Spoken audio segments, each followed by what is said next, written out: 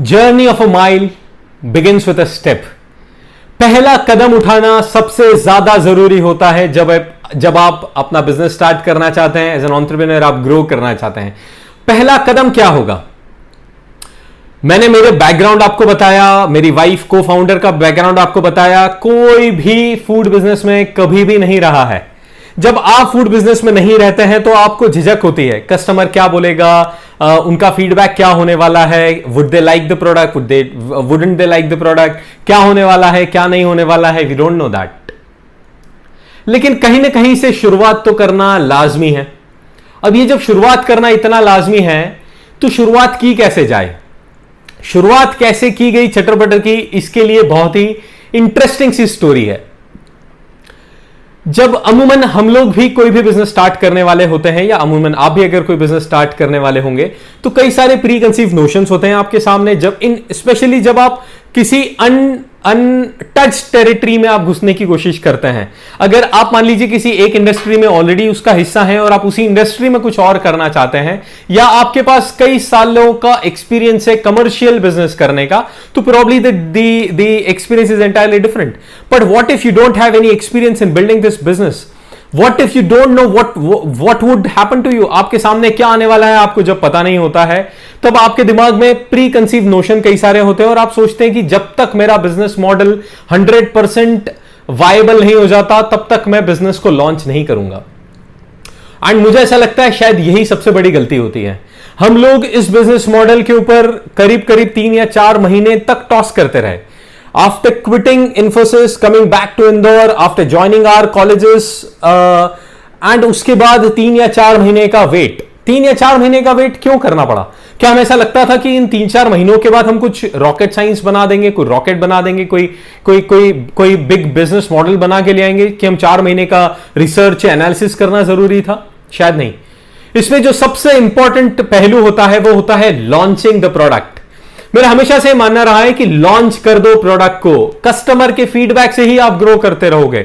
आप अगर खुद की टीम, खुद के विजन, खुद के यूनिलैटरल सोच के साथ अगर आप प्रोडक्ट बनाने की कोशिश करेंगे तो उसके अंदर there are very good chances उसमें कुछ ना कुछ छूट जाएगा, क्योंकि आप सिर्फ उसको एक एंगल से देख रहे हैं। लेकिन जैसे ही वो प्रोडक्ट मार्केट में आ जाता है, you get lot of feedbacks, you start getting feedbacks from the customer. यार इसमें ये प्रॉब्लम है, इसमें ये अच्छा है, इसमें ये बुरा है, इसमें ये डाला जा सकता है, इसमें ये किया जा सकता है, और ये सारा का सारा क्रिटिसिज्म आपको फ्री में मिलता है। किसको फ्री में एडवाइसेस पसंद नहीं है? आप अगर कंसल्टेंट को हायर करेंगे, you end up paying hell lot of money to him. Don't do that. Your customer is your consultant and that too he is paying you to be your consultant. इससे अच्छा क्या हो सकता है? लेकिन आज ये 12-13 साल की जर्नी के बाद तो हमारे लिए बड़ा आसान है कहना, लेकिन जब हम पहला बिजनेस स्टार्ट कर रहे थे बड़ा मुश्किल था। हम लोग सोचते थे what if customer denies the product, what if customer rejects the product all together, what if we fail miserably.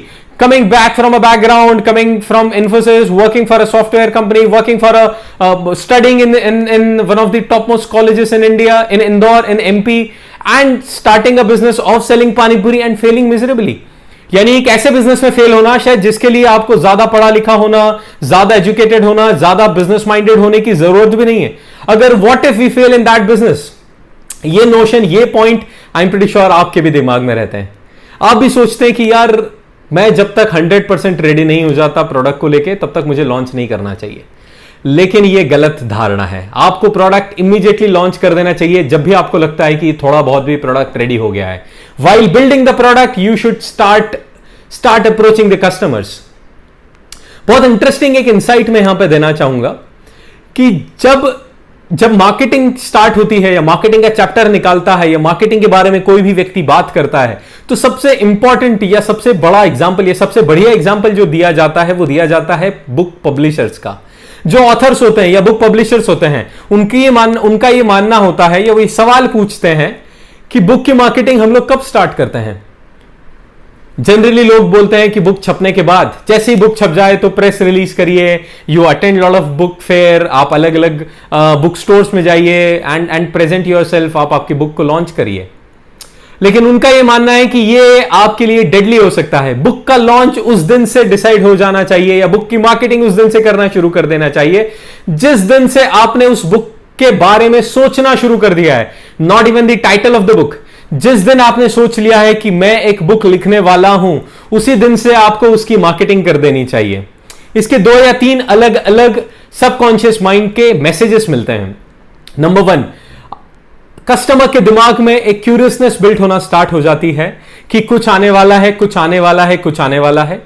Number 2, आप आपके विजन के लिए और भी ज्यादा सीरियस हो जाते हैं। मान लीजिए मैंने सोचा है कि I will write a book. मैं, हो सकता है आप लोग में से कई सारे लोग ऐसे भी होंगे जिन्होंने सोचा है कि यार I will write a book, लेकिन प्रॉब्ली 5 महीने पहले, 6 महीने पहले, 1 साल पहले, 2 साल पहले, 5 साल पहले, 10 साल पहले शायद आपने सोचा होगा कि मैं बुक लिखूंगा, लेकिन चूंकि आपने लोगों के साथ इस बारे में बात करना शुरुआत नहीं करी थी, इसलिए शायद आपको वो आप में वो कमिटमेंट ही डेवलप नहीं हो पाया कि मुझे वो बुक लिखनी है।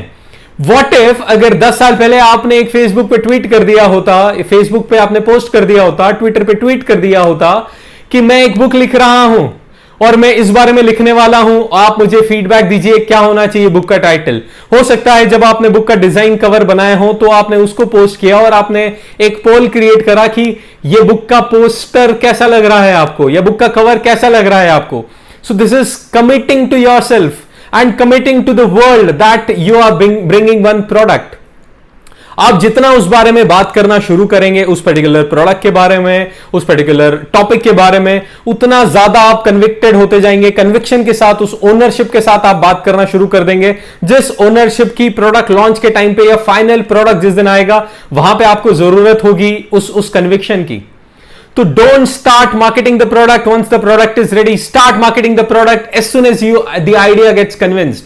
आप उस प्रोडक्ट को बेचने के बारे में सोचने लगे, आप सोचिए कि मेरा टारगेट ऑडियंस कौन हो सकता है, मैं इसको किसे पिच कर सकता हूं, what is the right price. आप start asking from the feedback from the customer itself, what is the right price point, what all features they want in the product, इसमें क्या अच्छा होना चाहिए, क्या बुरा होना चाहिए, कैसे करके लॉन्च करना चाहिए।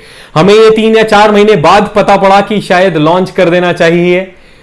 आपको इंटरेस्टिंग फैक्ट ये बताऊंगा कि चटर पटर के लिए जो शायद हमने मेहनत करी थी 5 या 6 या 7 महीने जिस प्रोडक्ट के लिए हमने मेहनत करी थी कि इसको हमको लॉन्च करना है, क्या करना है, कैसे करना है, वो प्रोडक्ट हमने 7 दिनों के अंदर अंदर लॉन्च कर दिया। 0 to 7 इन 7 दिनों के अंदर अंदर हमने प्रोडक्ट को लॉन्च कर दिया। पहला बिजनेस मॉडल हमने लॉन्च कर दिया। उस 0 के पहले हम लोग सिर्फ टॉय कर रहे थे, how to launch, what not to launch. कभी भी हमने ब्रेनस्टॉर्मिंग नहीं करी थी कि कब लॉन्च करना है। लेकिन डे 0 वी थॉट कि हमको लॉन्च करना है, एंड डे 7 हमने प्रोडक्ट को लॉन्च कर दिया with the first customer eating the product. बहुत ही इंटरेस्टिंग स्टोरी है, लेकिन ये बहुत ही लंबी, इंटरेस्टिंग, इंसाइटफुल स्टोरी होने वाली है कई सारे एंटरप्रेन्योर्स के लिए। स्टे ट्यून्ड, नेक्स्ट पार्ट में हम लोग डिस्कस करेंगे 0 to 7 days product launch of चटर पटर। Thank you.